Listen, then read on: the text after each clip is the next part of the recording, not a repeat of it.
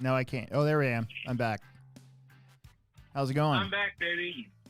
I'm all right. This is a weird show tonight because if you're on YouTube watching, you're basically just going to be seeing my ugly face all day tonight because Will, we tried getting Will on earlier and there's a big bunch of severe storms rolling through and I think it's messing with Will's Wi-Fi and it just was not very good. So quite possibly.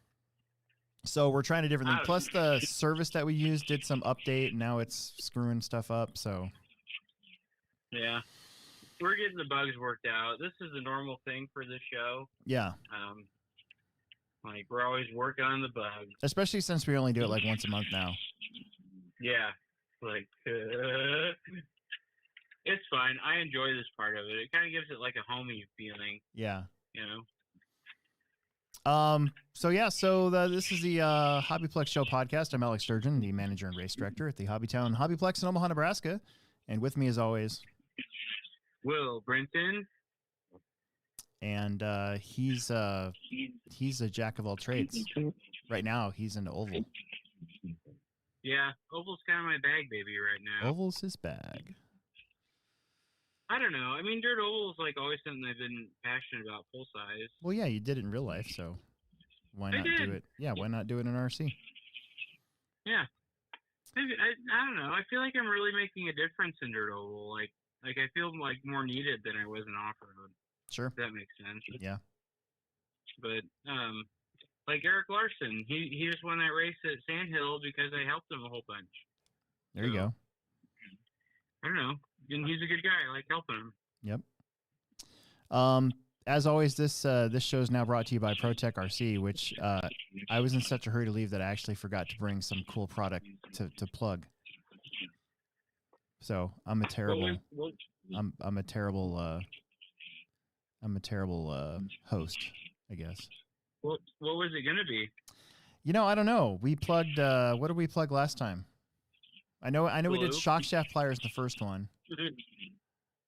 I thought we did. Oh no, we did the storage bag. Oh yeah, the storage bag. Mm-hmm.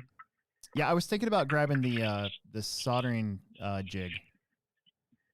Oh, that's a good one. Yeah, because never hurts to have a soldering jig so that you can be hands free, be able to solder your stuff without worrying about it flopping over or doing all sorts of weird stuff. So I guess that would have been the product that I would have brought, but I left it at home because I was in a hurry because I was late. Yeah. So yeah, there you go. But anyways, it's fine. It's not like it's in a contract or anything. It's just an idea that I had to do, since ProTech is our track sponsor for 2025. So they got nice banners up around the track. Got more banners to put up. We got the summer series coming up in 2 weeks, so there'll be a lot of team associated stuff around the track now too. So yeah. Yeah, that'd be cool. So real quick, just to get caught up, I saw you were at a race and got third. Yeah, I went to Fast Lane on Saturday. Brian Burnt won, dude. I saw that. Brian Burnt's the man. I helped him with his car some, but man, he was just on it all day. Nice. That's a 1 day event? Yeah, it was just their like point series. Think of that as like the Dirt Oval Summer Series. Okay. Yep. So, yeah. So we ran the first round. I think there was only 8 cars that showed up for modified sprint car. Lame. And yeah, I mean, we thought there was going to be more people. That's why we went. Yeah. So I found out that they added more dirt to Fast Lane, like their dirt oval, which we didn't know that going down there. And the track didn't groove up as well as it normally does. So I planned on just running one new set of tires, running them into slicks during practice, like always. And then once that gold compound ellipse is down to a slick, then you just run it. And it's really good. Yeah. And that didn't really happen. So like in qualifying, the track kept breaking up, and it would groove in the corners, but the straightaways would break up, and you'd drag out all these crumbs into the groove, so like slicks wouldn't work.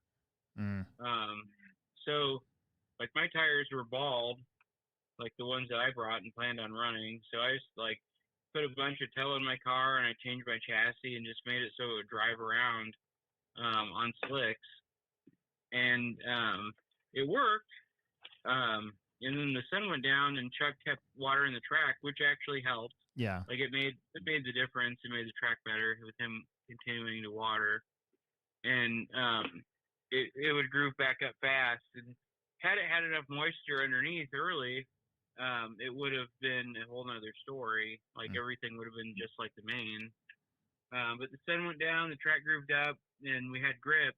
Well, I started fifth, and it started to rain like right before the main. So they cut the main short from 50 laps to 30 laps. So I was like pacing everybody, thinking we had 50 laps, and I only had 30.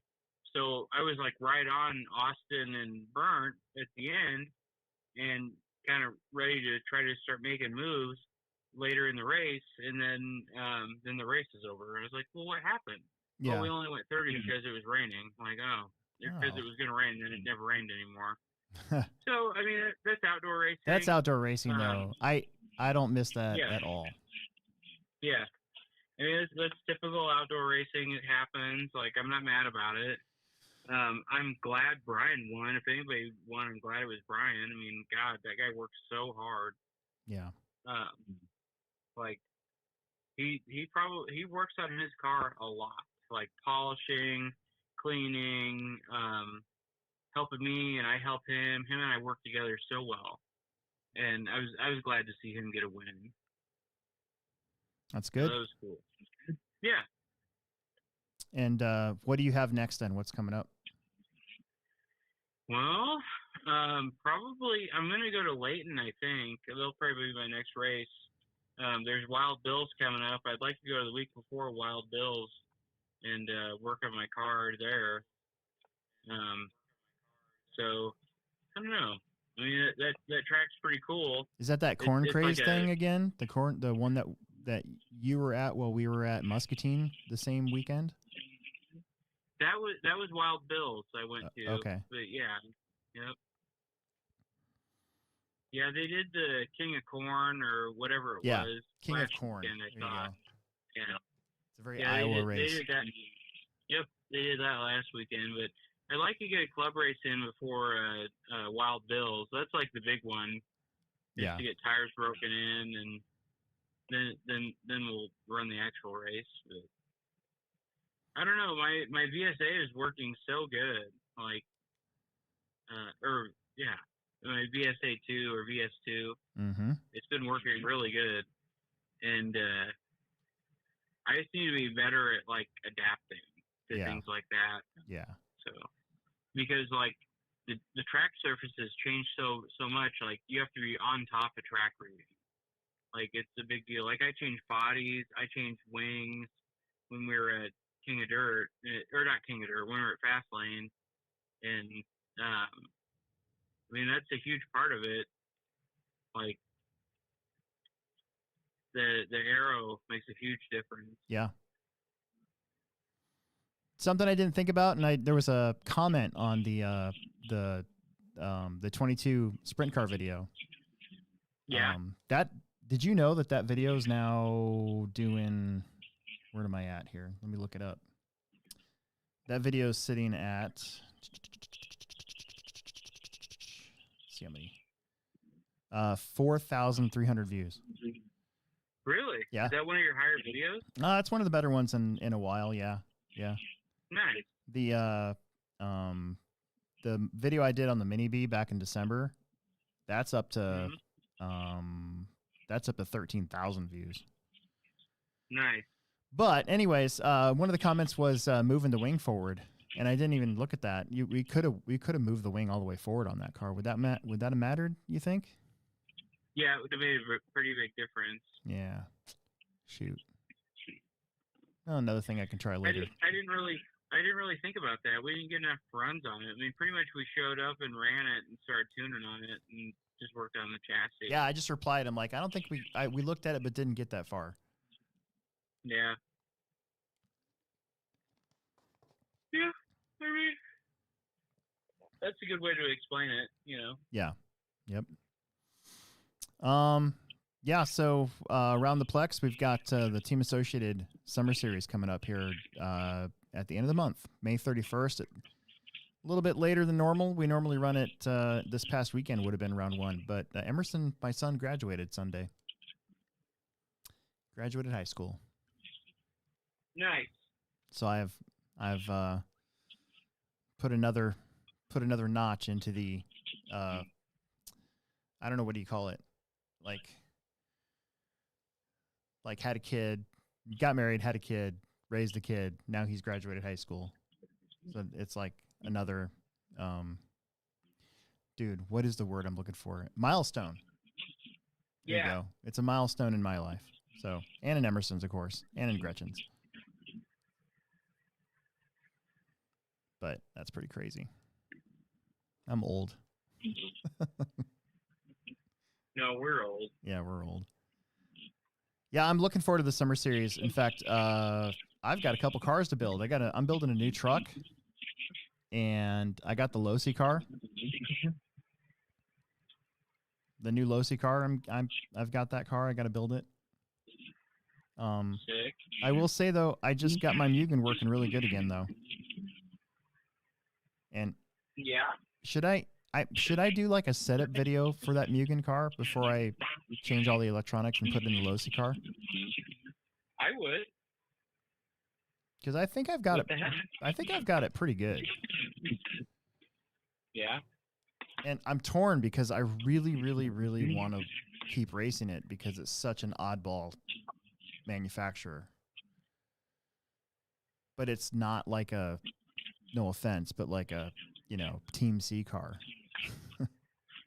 Right. I mean, it's definitely above Team C and PR, Yeah.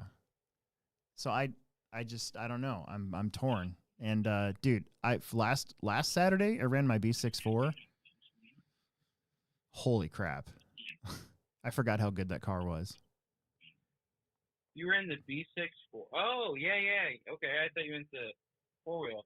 No, the B6.4 2-wheel. I ran it last Saturday for club racing.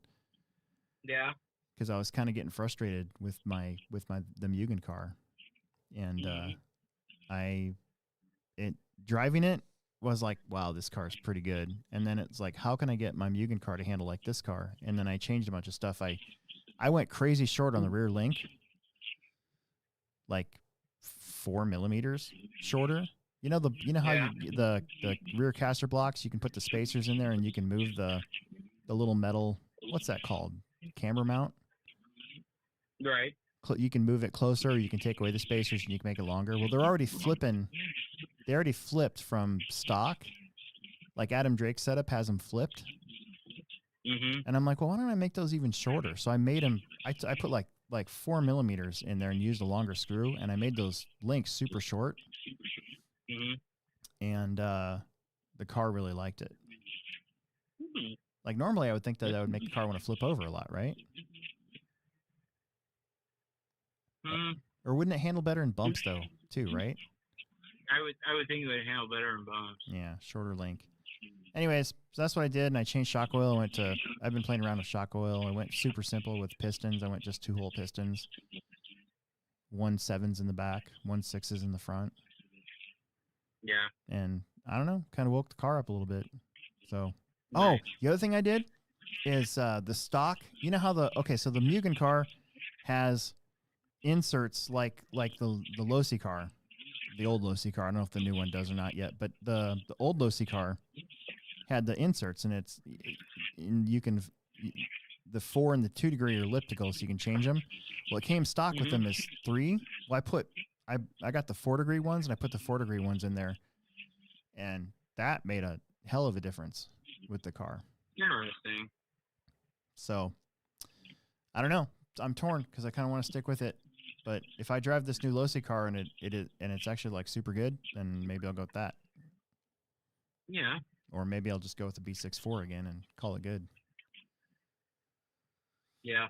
I mean, like, pretty much, like, Associate is running the B7 with the B6 front end on it at this point, right? A lot of cars had that on that this weekend at the Nats. I saw some pictures. Yeah. Yeah. So it's like, well, all right.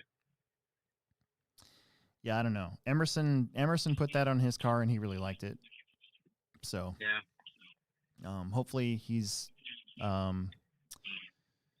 going to be motivated enough to run the summer series in a couple weeks. So yeah, we'll see. I mean, like that was the first thing I said about the KPI when it came out for High Buy It, and I was like, dude, I don't know, I don't see it. Like, I just don't know how you can beat that V6 front end. It's hard to beat. I mean, I kind of have this. I've had this thought that like the B6.4 is like the perfect two-wheel drive buggy. Yeah. So it's fun to have it and like just go back and drive it every once in a while and go, oh yeah, okay. Mhm. Well, I agree. I love mine. You know. And Emerson's B7 is better. Is pretty good. It's got the short chassis on it, and we put the B64 front end on it, and yeah, it is pretty good actually. Yeah, I'm sure it's the better version. You know. Yeah. Like the B7 with the B6 front end, like that would be hard to beat. I think that would be the best combination. Everybody who's done that at our track's been really happy with it. Yeah. So. You know, and like I would agree. Like, just looking at it, I think that would be the better option. That's what I'd be running if I was racing off road right now. Yeah. Get that B7, throw that B6 front end on it, be done with it. Mm-hmm. We have nobody in the chat, according to my screen here. Really? Yeah. But I didn't really announce that we were going to be on, so. Yeah. It's just weird. Usually there's at least somebody in the chat. Yeah. Unless there's like something messed up somewhere. No. That's weird. We'll just drop an episode with us talking with no comments. Yeah, with no comments. So yeah, summer series coming up. We got one more Family Friday off-road in May coming up, and then our first summer series race. And then I got to start thinking about the INS registrations. I was going to do June 1st, but I started thinking about it, and I think I should have mine go live after the next one. Yeah. Like after Muscatine, which is June 6th, I think. Okay. Doesn't that make more sense to have? Because the prices have been raised, right? So I don't want to like make people have to spend money to make sure they get in the race the week of the next one. You know what I'm saying? No, I get it. Yeah, it's June 6th and 7th. So I'm thinking about opening up registration June 9th. That's still 2 months away from the actual race. Right. So there's plenty of time. But don't you think that's a good idea, though? I think it's not a bad idea. Speaking of expensive races, did you follow the Roar Nats this week? A little. I watched practice, but... I mean, the track looked freaking amazing. I got to say. That layout was very cool. Nothing stupid or big or yeah, pretty much just nothing stupid, which Hoosier never does anything stupid anyways, but you know, it always sucks to go to a race and then there's something stupid on the track. Yeah. Like our layout for the Techno series, not the best 10 skill track layout. So if somebody came from like out of town to race on that first or second Saturday where we hadn't changed the layout yet, I mean, in my opinion, that would have been a disappointment. So, you know, our Friday night people, they don't care. They love it, but still just the thought. Yeah, I thought the layout looked good. I thought that section in the front where it's like that long jump for modified. Yeah. Well, they weren't doing it though. Like if you watch the mains, nobody was tripling that thing. Oh really? Yeah. It was just a practice thing. It was just a practice thing. That one video I saw of Dakota doing it, I was like, man, I wonder if they're going to be able to do that the whole time. And it looked like everybody just backed off of that. Yeah, I wouldn't have done that the whole time. Maybe like 3 times, and that's it. Yeah, I'm a pansy, so I wouldn't have done it. Nowadays, I'm more of like, you got to make sure you don't give it away by crashing on something, like that. Yeah. I'd have probably gone for it a few times until it didn't work anymore and then just stopped. But I'm sure I destroyed a couple wings on it. Yeah. The layout that was there 2 years ago, the one or 3 years ago, the one where Alex Vanderbeek and Spencer Rivkin came down to literally the last foot. Yeah. In the B main. That was a make it or break it. The mod guys, most of them were tripling that. And like Alex tripled it maybe a few times and then backed off, and then Spencer was catching him partially because of that really hard triple jump that was there. Yeah. And it was going the opposite direction of what was at the Nats. Yeah. I saw a post brought up, and I wanted to bring this up with you, just basically to give us something to talk about. We don't normally chime in on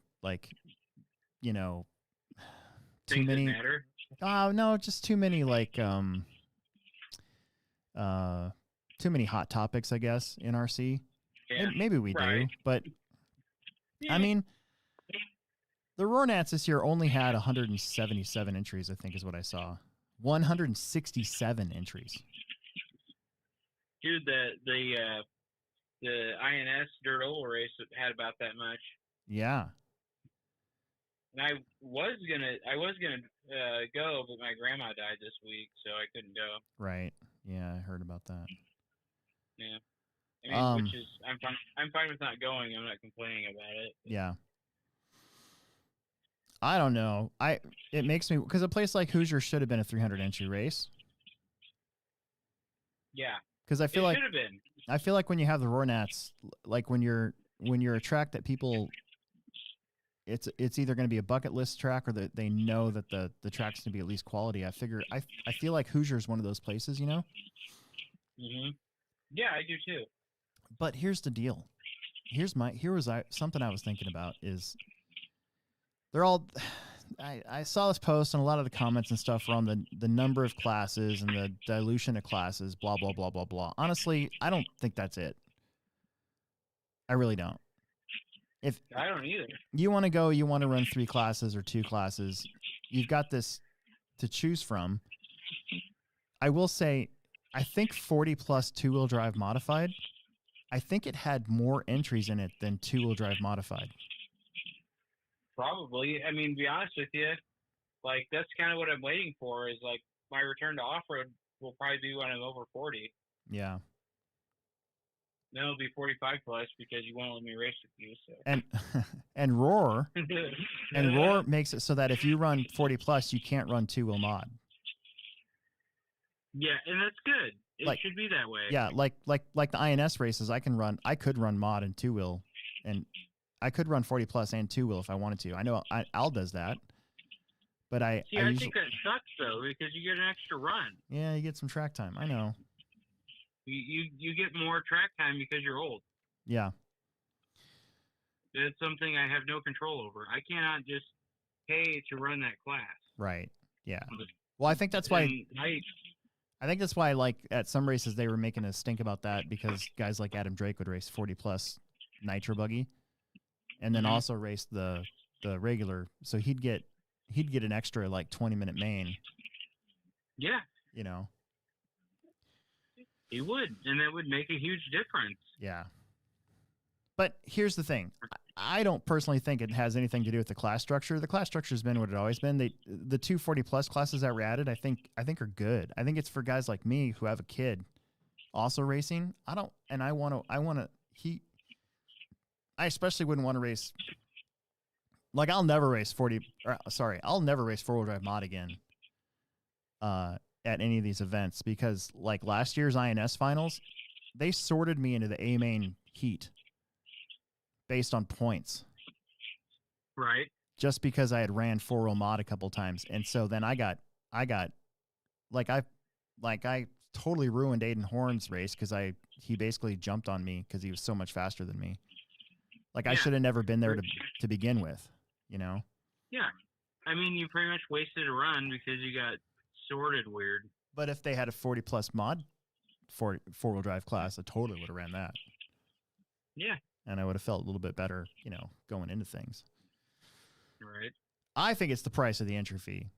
So they raised the entry fees this year to $120 a class. Yeah. They were already $100 a class. They raised them $20 more because they're trying to get the tracks more money.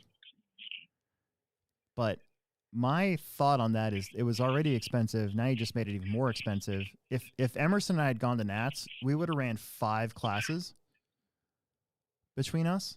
Yeah. So do the math. That's $600.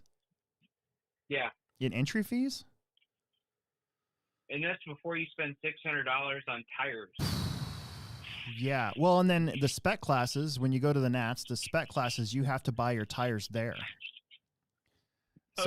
So that is a way for the tracks to be able to make a little bit of money too, because they provide the spec tire at that location. And if I don't know if they still do this, but like when I was comp director, I was trying to get these tracks to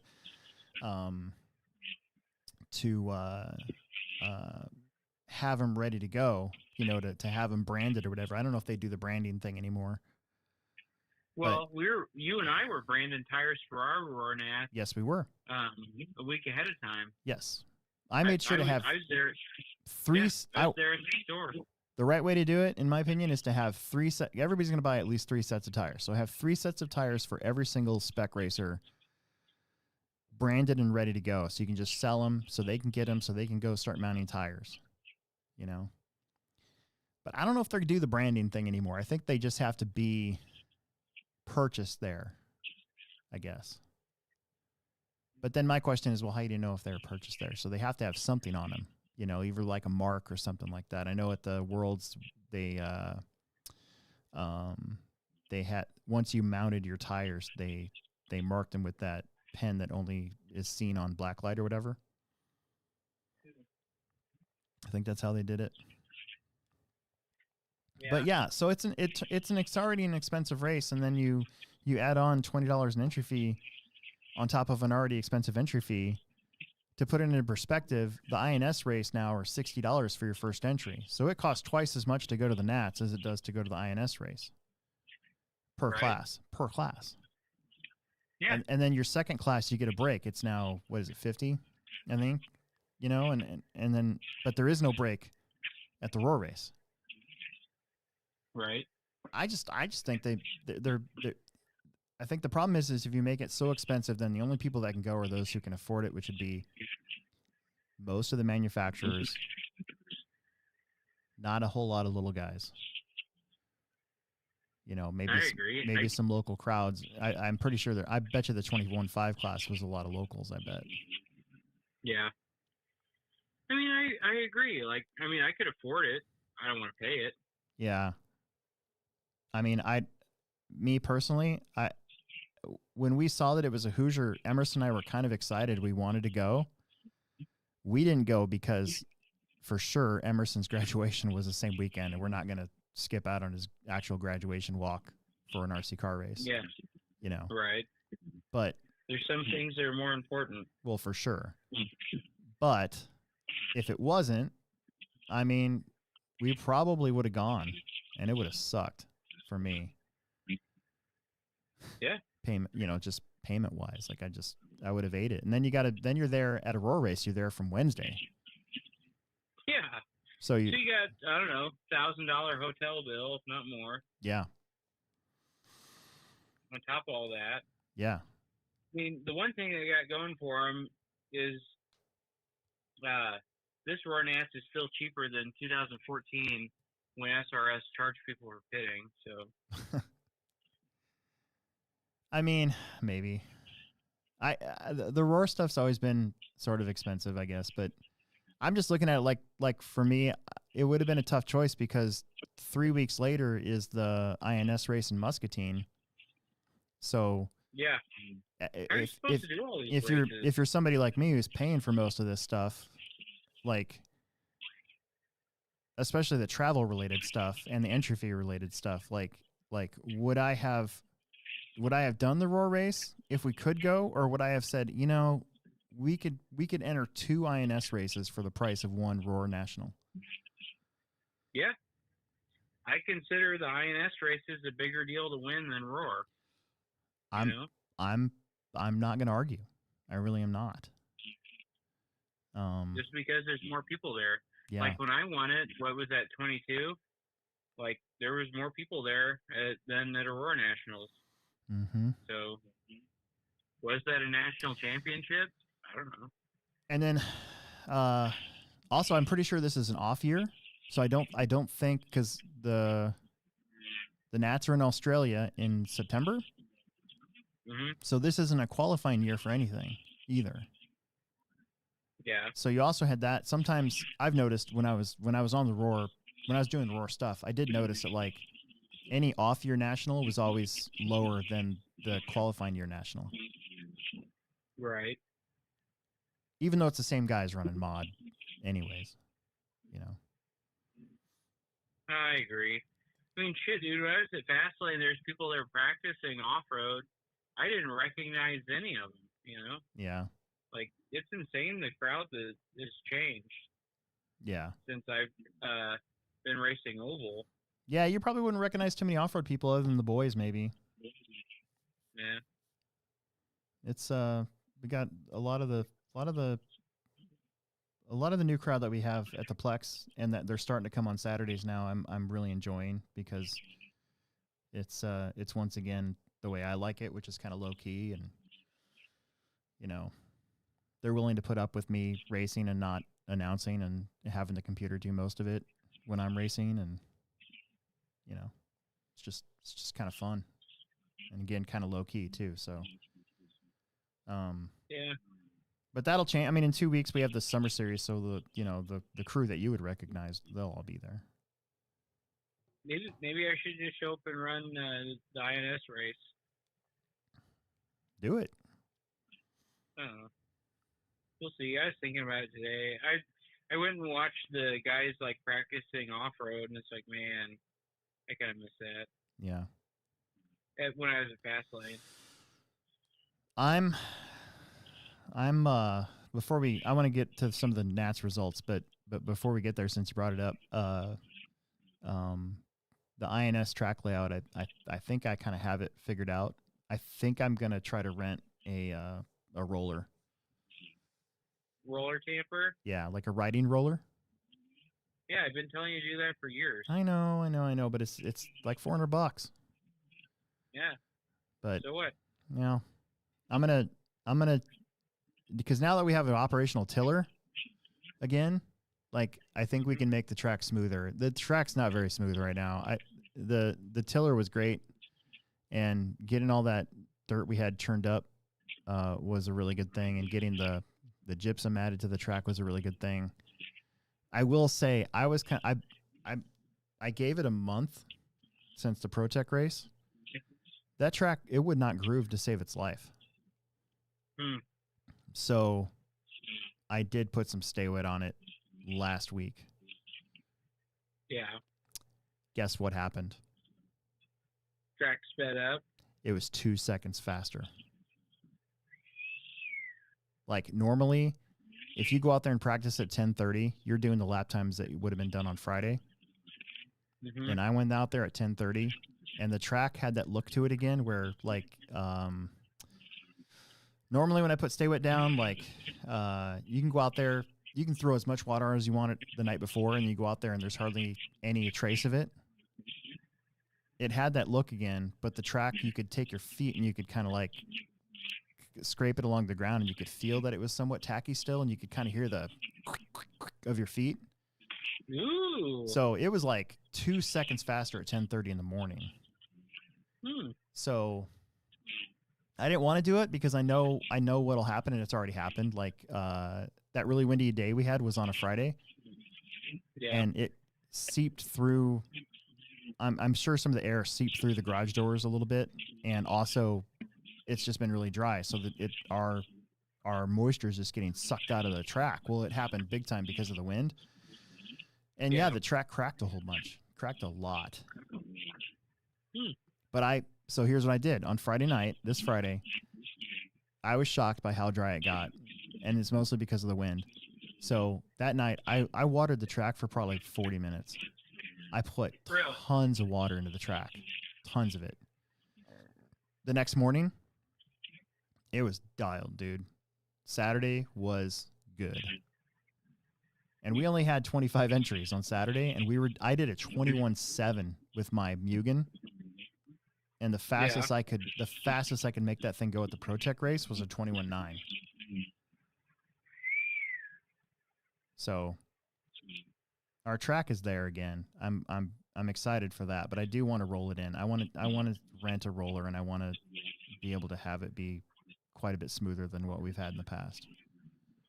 Yeah. So we'll try to get her done, I guess. Especially since we have a tiller that works now. And you just look at the track like Hoosier, and I know that's what they use, and I'm like, man, I want to get my track like that. Yeah. I do want to mention, so Sutherland, he got a truck, a Schumacher truck, and he won the Nats. Yeah. And he also won the INS race on carpet in truck, I believe, the couple weeks prior. Mm-hmm. At, is it GT1? RC1? RC1. RC1. Yeah.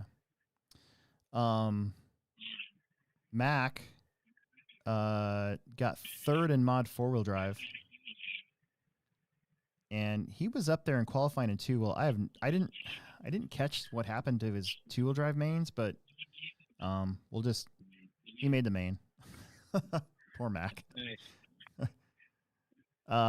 Paul Ciccarello won. Yeah, he did. No, and like I said, there was more 40+ mod guys than there were 2-wheel drive mod guys. That's insane. Like, I think there was like maybe 20 2-wheel mod cars, and there was like almost 30 40+ drivers. Oh. And then Rindernecht, of course, he made the mains. Let's see where he ended up, because I saw his last main. I think he finished 4th or 5th in the last main in A3, but I don't think it helped his points out greatly. So he made the 2-wheel drive main. He finished 8th, and 4-wheel drive.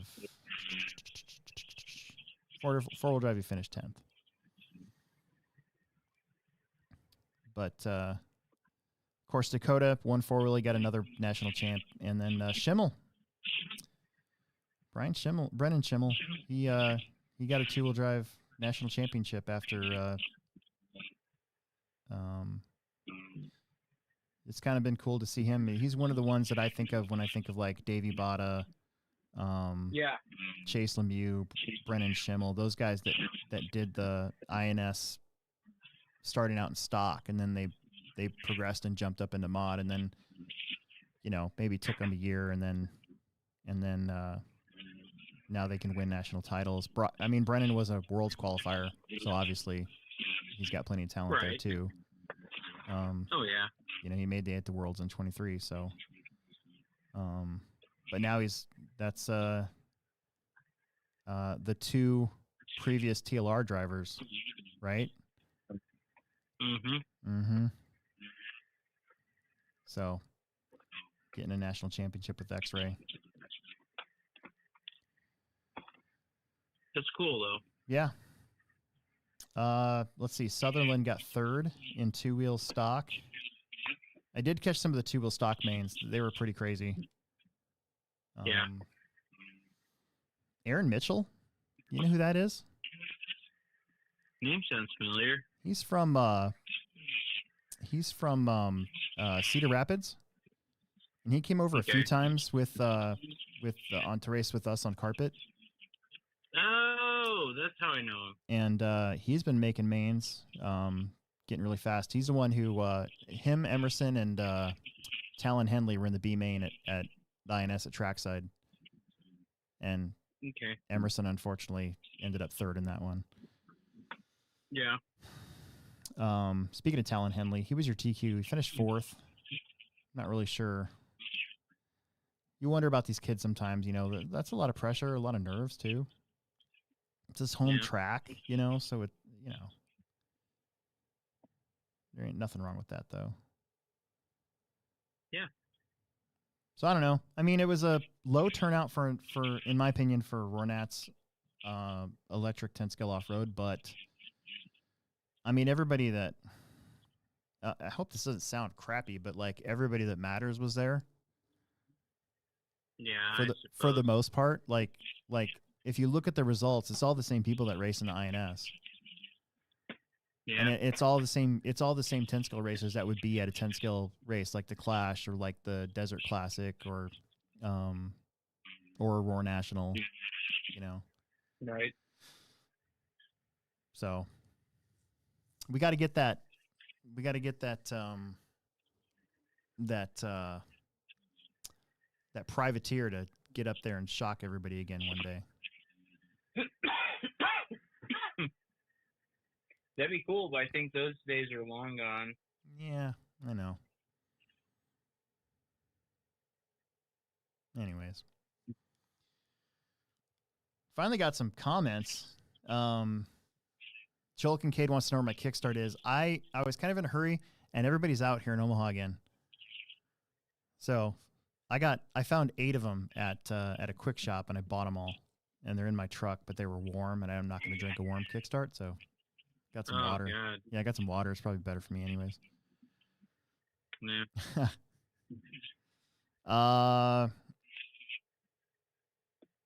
Bobby's Hobbies wants to know, is the Dirt Oval going to be dialed in on point this winter?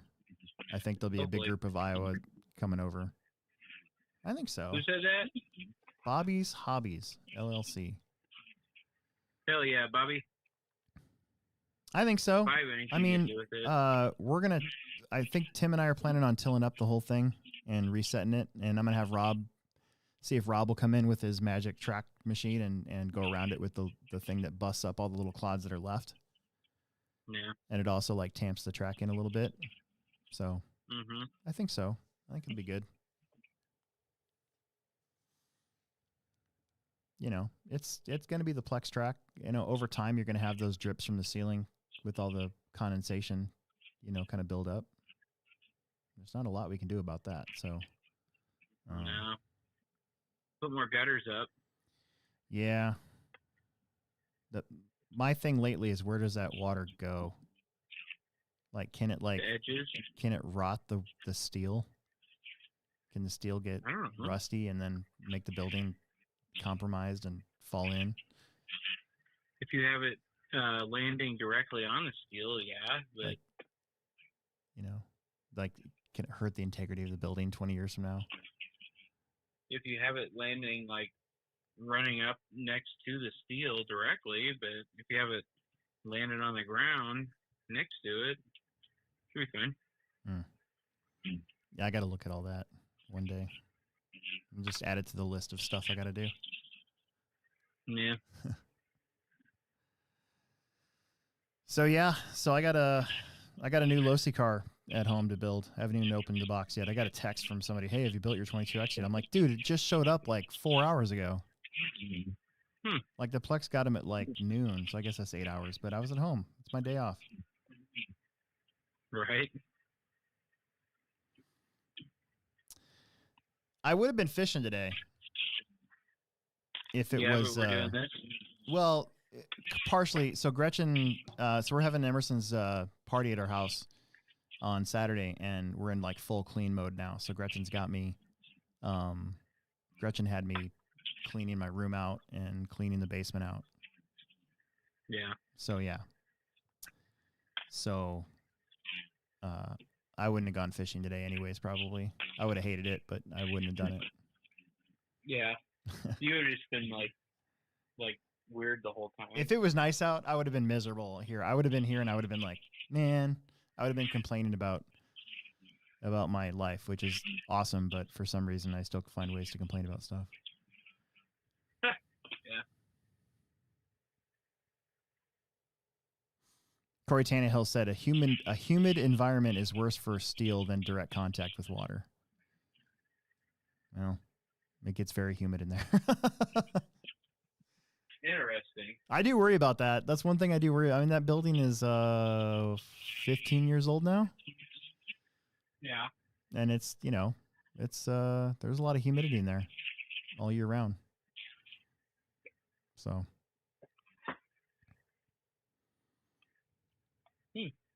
I don't know. I could see that. I guess. Yeah. You what? I don't know it.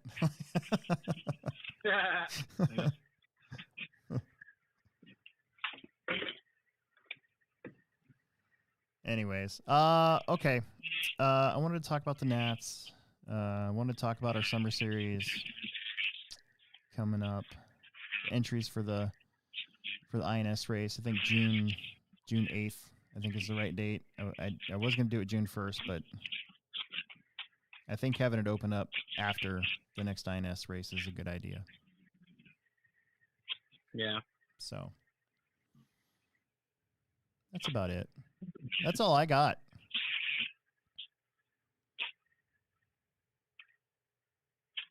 Yeah. I didn't have a whole lot, but I normally don't these days, so. Yeah, I mean, I try to get you in early because I want you to tell people what you're doing. Oh yeah, I mean, I appreciate that. I mean, like dirt oval is the biggest genre of RC right now, maybe other than 8 scale, but yeah, counting. Yeah.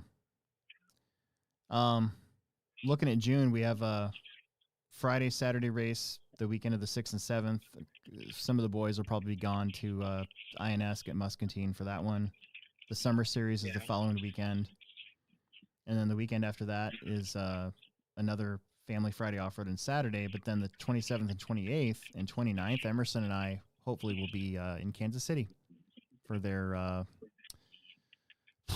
Riot. Is that the right word? The right race? I think so. The 8 scale Riot? Right. Yeah. That sounds Riot. So yeah, so I'll be racing 40 plus e-buggy and maybe 40 plus nitro with Emerson's old Mugen car, which I haven't even touched yet because I've been so busy. Right. And Emerson should be racing expert nitro buggy. That'd be cool. Yeah. That's what I'm... I just got a text. Anthony Santi's on here. He says that he only has the shocks and diff left on his 22. He's beating you. Anthony paid for probably most of his 22X with Plex bucks. What? That sounds like a... What was it? What was Mitchell. That family? Mitchell Pavel did that once. Yeah. It's like a Mitchell Pavel thing.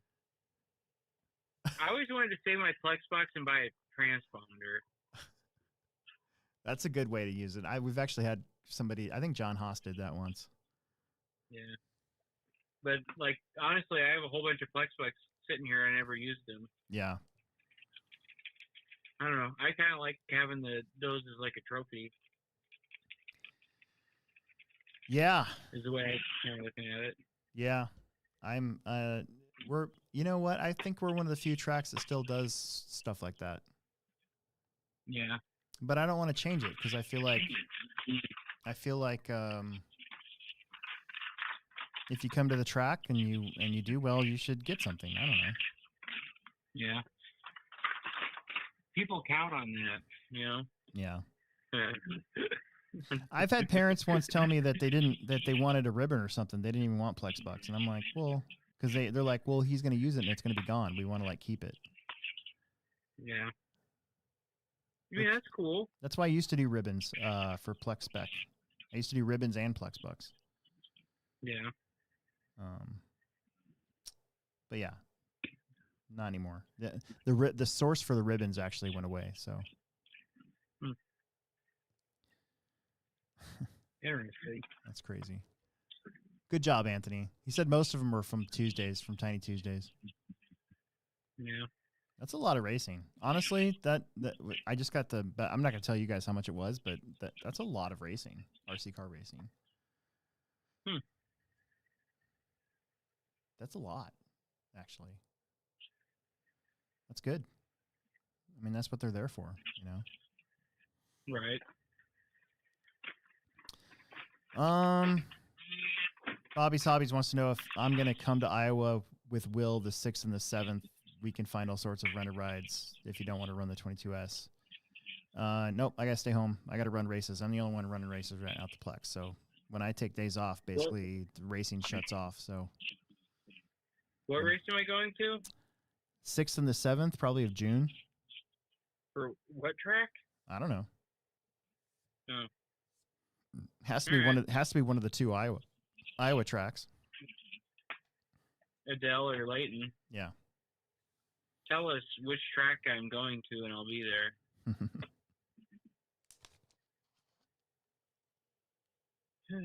June what? 6th and 7th? Mm-hmm. And who is that? Bobby's Hobbies. Bobby's Hobbies. Yeah. Never heard of it. Not that I can remember.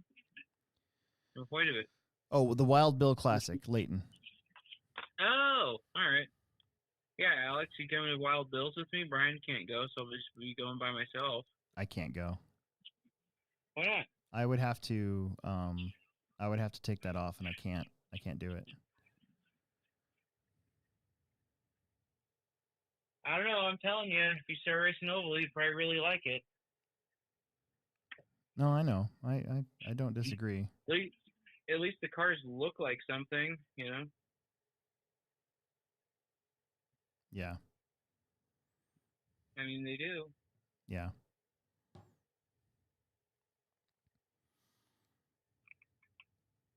I don't know.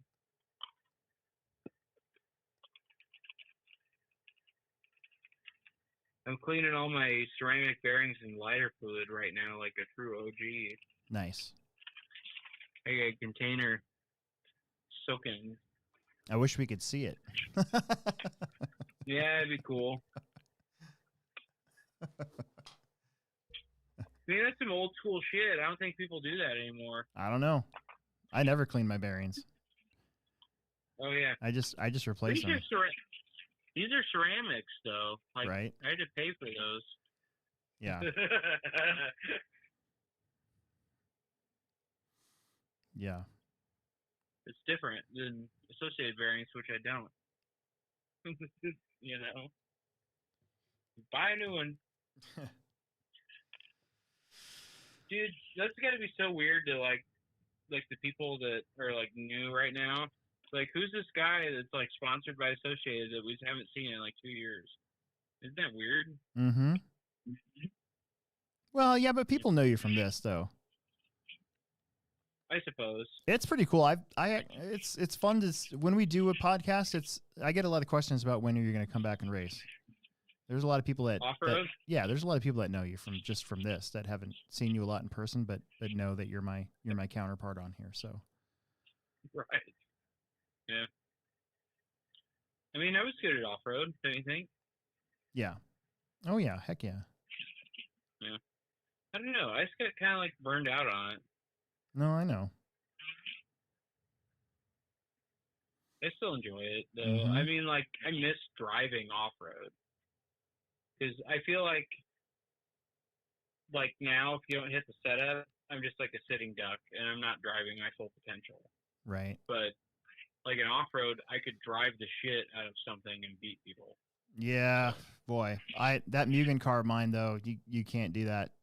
If I'm off on the setup on that car, it's basically just hang on and pray that everybody else makes a mistake. Yeah, but that's like you driving, though. Okay. Yes, but I feel like I've always had a little bit of natural talent when it comes. I mean, I used to when I was a kid, man. When I was a kid, my stuff was shit boxes. Believe me. Yeah. I've got a lot better about maintenance and stuff. You do, like, but who's the one that taught you all the maintenance stuff? Well, I mean, you've taught me quite a bit. Yeah, I had a lot to do with that. Yeah, I polish my ball studs now. Yeah. We just gotta get you on that shock shaft program, and we'll be set. Yeah. You know. Yeah, that was another thing, man. Those I couldn't get the ride height right with my car, and it was like the shock shafts were getting stuck. So I rebuilt all the shocks, and I actually used like associated O-rings. Yeah. And then it was too much. So then they leaked. Oh, that's weird. So then I put a tiny little spacer in between the O-rings, an extra spacer. You already had that little machine spacer in there. I put an extra little 0.5 millimeter spacer in there, so it would squish the O-rings just enough. That seemed to fix it. Did you build them with green slime or anything? I did, yeah. Originally I didn't though, but the second time around I did use green slime. Yeah. I was like, green slime will fix that. Usually, yeah, that's exactly it. Usually you put some green slime on them bad boys, it'll soak up all that shit. Yeah, no, for sure. But I don't know. I'm just joking around. No, I know. Alex, it's fine. No, it's fine. All right. No, it's fine. But that's where I felt like I always was better in off-road because I was good at adapting, you know? Right. Like, I'd have a car that didn't work very well, but I could usually drive it better. I don't know, whichever Nats that I won at the Plex in truck, when I was the only one to roll out on gold treads, and I still won because my car, technically was probably slower, but it was a lot faster because of the way I drove it, you know? Yeah, yep.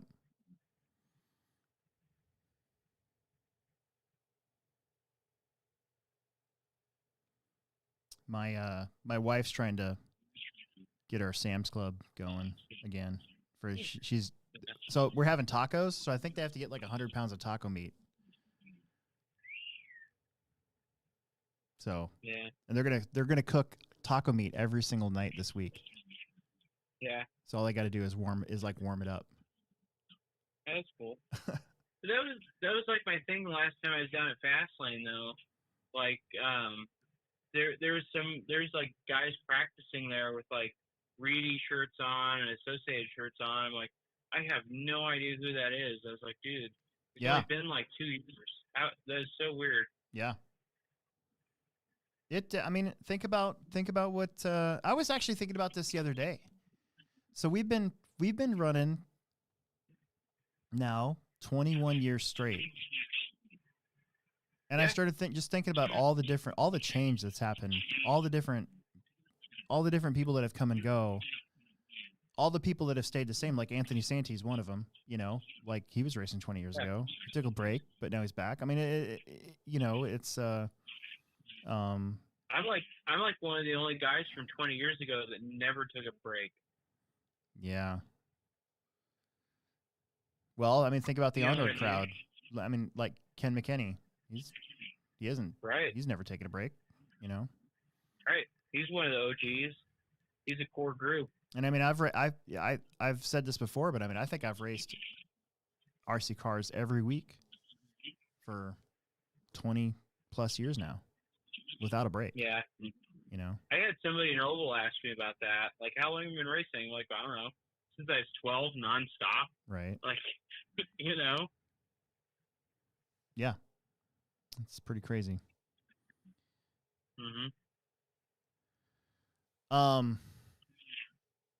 We got a good Anthony just dropped a good question. I don't mind talking about this too, but Alex, with some of the tracks out there sealing their tracks, like Hoosier, has that ever crossed my mind? And I mean, no. I don't think I want to do that. I don't like sealed. I don't think I want to start doing that. I think I learned something this fall again, this winter again. the reason why we paid to have somebody come in and till the track up for us, and then got the new tiller, because our tiller broke last year. So we got a new tiller for the tractor. We had somebody come in and rip it up, helping me with the last track build, and then we tamped everything down. The track was, other than being a little bumpy, the track was pretty good for the Pro Tech race. And then when I threw that stay wet on last weekend, I'm like, okay, this is what I got to do. Like, as long as I stay on top of the watering, like, here's the thing. Like, if I go on vacation for a week, unfortunately, nobody waters the track. I could tell our guys to water the track, and they probably could water the track, but they would water it differently than I do. So I feel like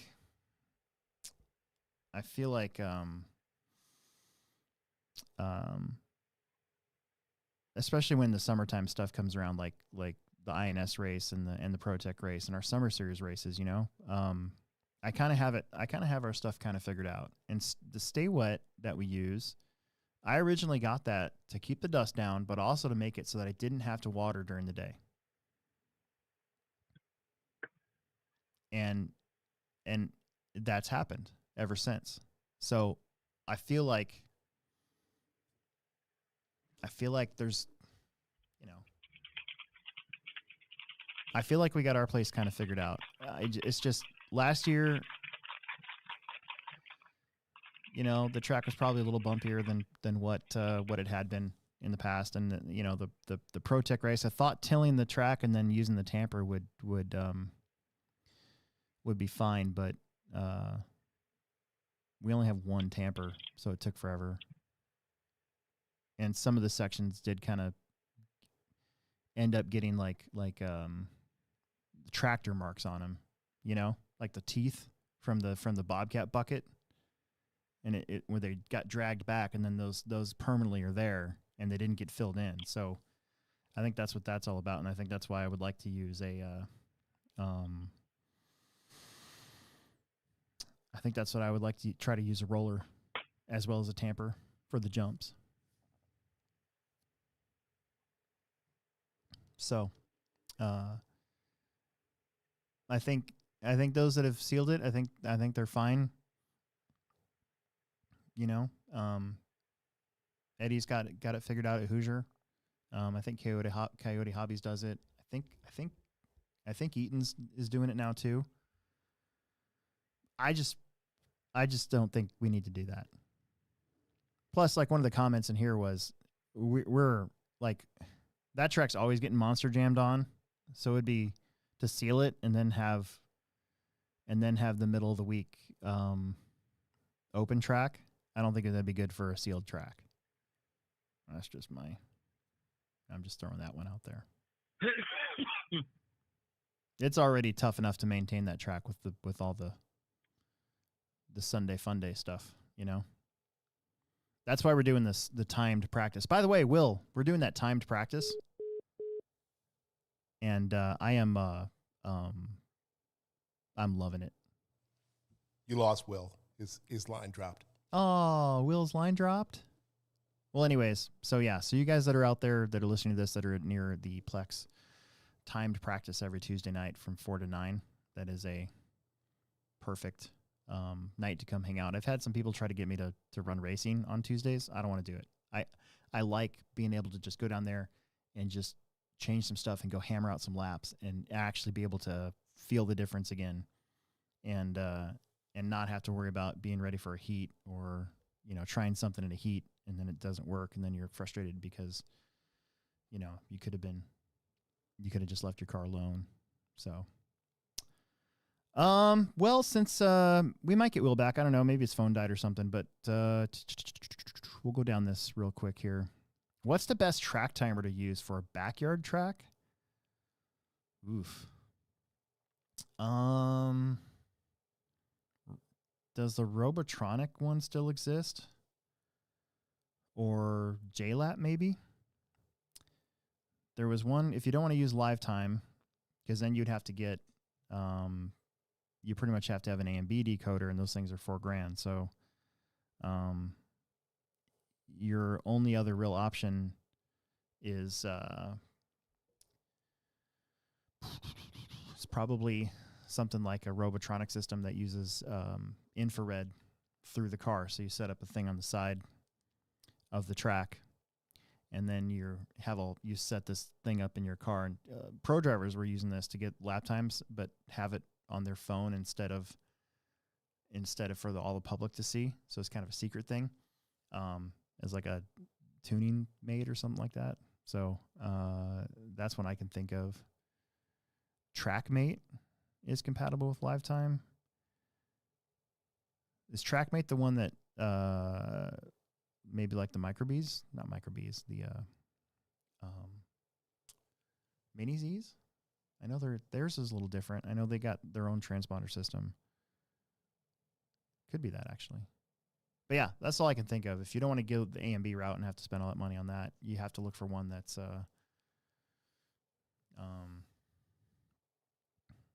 that other style. Easy Lap. Easy Lap is the Mini Z time.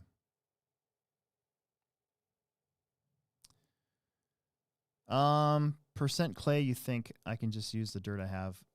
Percent clay, ours is like, they are IR like the Easy Lap. Okay, yeah. So TrackMate is infrared, and you can still use LiveTime. So that's good. So if you can get that, then yeah, then you can actually still maybe get the base version of LiveTime for a backyard track. Just have a laptop. That's the easy way to do it. I have no idea how much clay. Ours probably is a lot more than 60%. Ours is just good old Nebraska yellow clay is what they call it. I've always intended on having like a dirt sample taken and finding out, but I've never actually gone there and done that. I guarantee ours is a lot of clay because it's sometimes kind of hard to work with. So I think if I remember right, I had some talks with Robert from OCRC, and I believe his was 80% California clay, and then it had a mixture with it. Like, it was really good dirt and really easy to work with. So, Red Rock. Like Colorado Red Rock? Well, anyways, see what he says here in a minute. See what else is in here. The 22X's wheel offset should be like every other car now. Yes, it should be. It should be. I believe it is. One of the reasons why for that. So, IFMAR has been trying to have control tires for pre-mounted control tires for the 10 scale worlds for a long time now. Even back when I went to the on-road worlds in 2016, they were talking about that for off-road. And the problem was you had all these different offset wheels. So the push was to make all these different cars have the same offset front and rear wheel. Well, one of the reasons why they could never do that is because the low-C offset was different from everybody else's. So I think part of the new car was to have a standard offset wheel. And I think it's to eventually fit into IFMAR guidelines, or eventually fit into what IFMAR wanted to do, was to have a pre-mounted control tire. So it should be the same as everybody else. You should be able to just go up there and buy the 3348, I think is the part number, wheels. It's J Concepts wheels, if I remember right. 3348 and 3347. I think that's the part number. Jim's trying to get away with using the dirt in his backyard instead of hauling it. I used your and set my back right tire of the low C. Oh, that's pretty cool. Jim used the video and got a longer offset on the outer wheel to get that. That's pretty cool. What transponders work with TrackMate? Honestly, we've had A and B at the Plex for so long, I have no idea. But some of the people in the chat might know. So if you know this question, get in there and answer it. And we're getting close to signing off, anyways. So I want to see if this gets an answer, and then I'll look and see if there's anything else that I want to talk about real fast.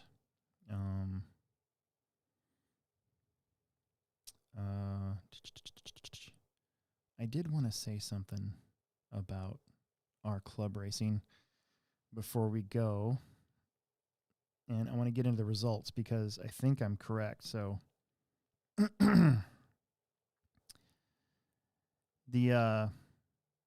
I can't answer this. Using your dirt in your own yard. To be honest with you, I wouldn't truck in dirt. I would just work with what you got. When we had our outdoor track in the 2 locations, so we had it next to the building in 2005 and 6, and then we moved it to where we're at now for 2007 to 2010.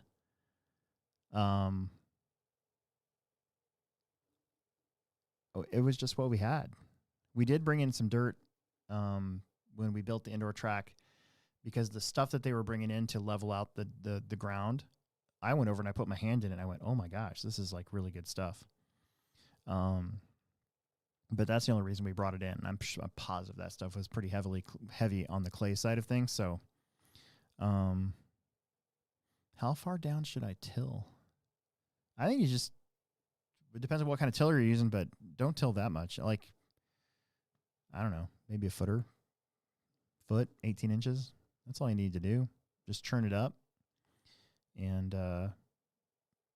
you'd probably be surprised. I bet you if it's not a lot of clay, you're going to hold, and it's more like actual dirt instead of clay soil. You might actually be surprised by how much moisture it actually holds. And that's the key to outdoor tracks, is tracks holding together from moisture and being able to shape your jumps really well. Yeah, not enough clay, of course, and it'll start to break up, almost like a motocross track will. But too much clay, and the water just goes away. So there is kind of a sweet spot. So there you go. Nick Nuthouse says the transponders are $38. The TrackMate, it's probably Easy Lap. I think that's right. 70 foot by 40 feet is essentially what the Plex is. So that's a good oval. Again, I'm going off the chat here, just trying to answer some questions while we got it going. All right. I think I'm gonna bail. Will dropped out. His phone probably died, honestly. So probably using up a lot of juice. So there you go. Kind of an awkward, weird Hobbyplex show podcast, but we got it done. We talked about everything I want to talk about. There's the music. The awkwardness starts to go away. And yeah, so next up for us, we'll probably be back in June and talk about summer series racing. We'll see what the next INS race is, and I think the Carpet Nats are coming up in July, maybe at Muscatine. We'll probably talk about that. And there you go. So my sprint car's at home. I haven't looked at it since that last race here at the Plex because we don't have a dirt oval right now. It's all off-road. The next live stream race will be the summer series. We'll have that up on the Hobbyplex show YouTube channel instead of Live RC. So you get to see that. All right, with that, I'm going to bail. I appreciate you guys being here and in the chat and all that good stuff. So I do like racing oval. It's fun. I like off-road better, though.